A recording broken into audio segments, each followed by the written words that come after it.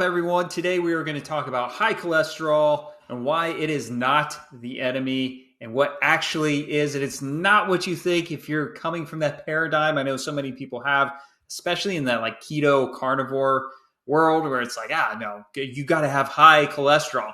That's not true either. So the real truth is neither here nor there. So we're going to cover it. It's really cool. It's really interesting. If you're already a subscriber to this channel, welcome back. If you're new to this, my name is Dr. James Nall. I'm a chiropractor who quit doing functional medicine many years ago when I realized it's nothing more than an expensive wild goose chase. Didn't heal me, didn't heal my symptoms. In 2016, I found medical medium protocols. That is ultimately what I healed myself with. And now I do have a coaching program where I help other high performers get those same life-changing results that are real and sustainable. And I understand not everyone's going to be able to do a program with me, so I did want to provide some free content here. And let's get right into it. So, high cholesterol, why do you end up with it in the first place? Well, how do you get it?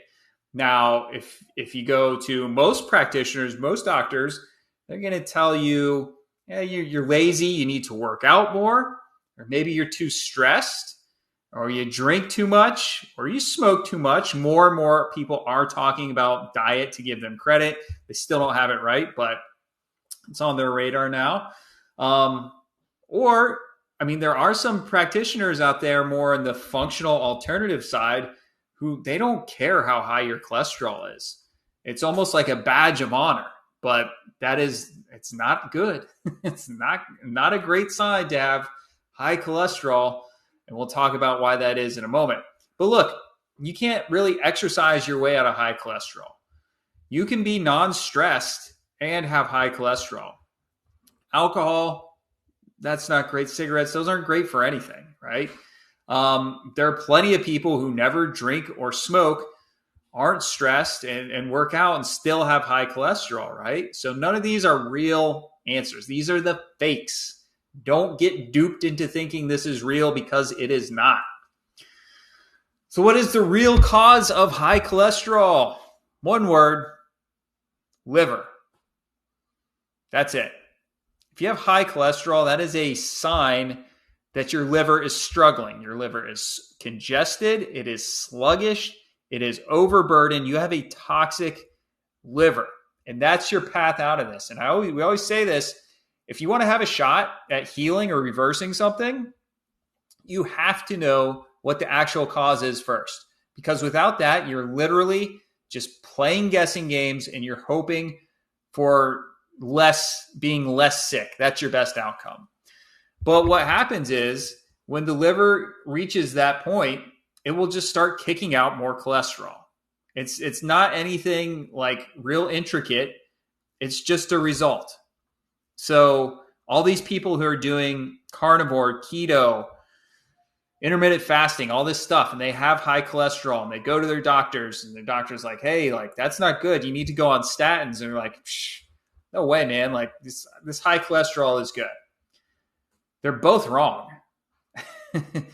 Because it's just a sign that your liver is struggling. And a struggling liver can ultimately lead to heart problems. It's not necessarily the cholesterol itself that's going to cause the heart issues, but that sluggish, congested liver, that can cause heart issues for sure.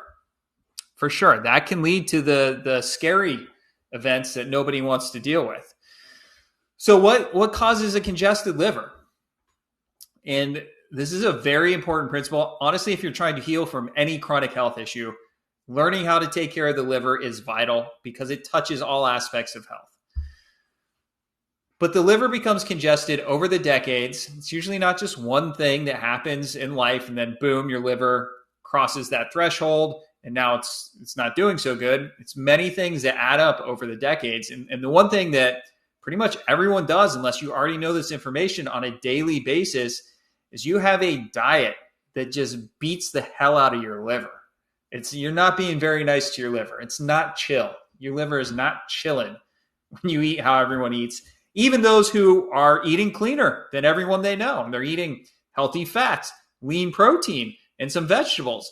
That's not good for your liver, believe it or not, because those high fat / high protein foods are tough on your liver, especially when you're eating them 3 times a day and snacking on fat and protein in between meals.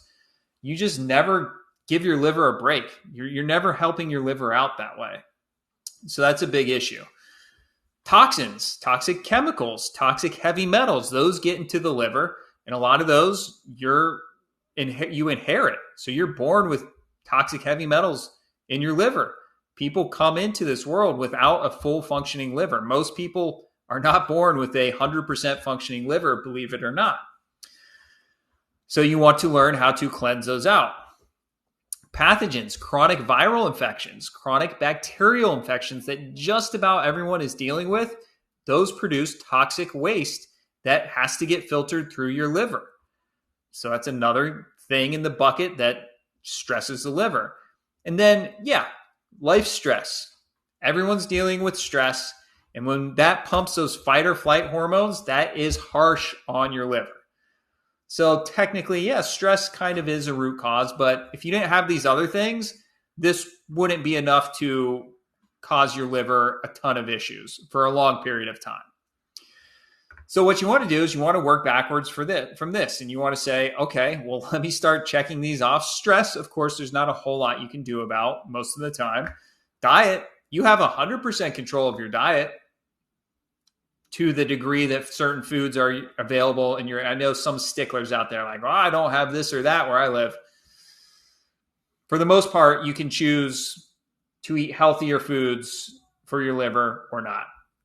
Toxins, you can learn how to cleanse toxic heavy metals out of your liver and out of your body. Pathogens, you can learn how to kill off pathogens naturally to lower that viral load and lower that bacterial load. So you have a ton of control here. Now, here's the big thing when it comes to high cholesterol, and what is everyone used to hearing at the MD's office is like statins, right? Now they have more pharmaceutical options than just statins. But guys, none of these address the root cause. None of them help the liver. None of them do that. And look, I'm not telling anyone, even if I work with someone, I always make this very clear. I'm not telling you what to do with medication. That is up to you and your doctor. Honestly, I just give information for you to make the best choice for yourself. But, sometimes if you're not going to do the right things with food for long enough, drugs might be the route you want to go, believe it or not. It could be. But statins, they're an interesting one because what they actually do is they take the cholesterol and they make it stick to the wall of the blood vessel where it can actually cause more problems than if it's just free floating through the blood. But hey, again, I'm not telling anyone what they should do. That's not my place. It's not anyone's place, really. It's just more information for anyone to decide what they want to do.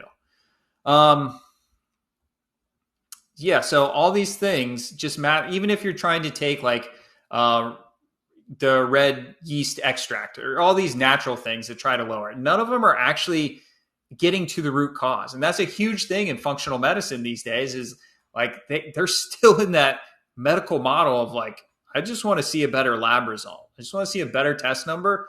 And, oh, look, this is kind of cool because I can still do that without pharmaceuticals, but I can do it with supplements now in some cases. It's not addressing the root cause, which is why people like me get frustrated and realize that's not a solution. The functional medicine world is like, all right, well, what is the actual root cause? And that's where you get to the liver. So how do you fix high cholesterol? Great news. 3 times every day, more than that, more than likely, you get a choice of what you put into your body. And each time you can choose, are you going to put a food into your body that's going to help your liver cleanse? Are you going to support your liver? Or are you going to go for something that is tough on your liver? And when you compound that over the weeks, the months, the years, that's how you turn the tides on something like your cholesterol. And yeah, this is true even with like lean proteins and healthy fats. They're all harsh on your liver. It doesn't mean you can never have them, but you want to be strategic with them, and you're going to need to cut back.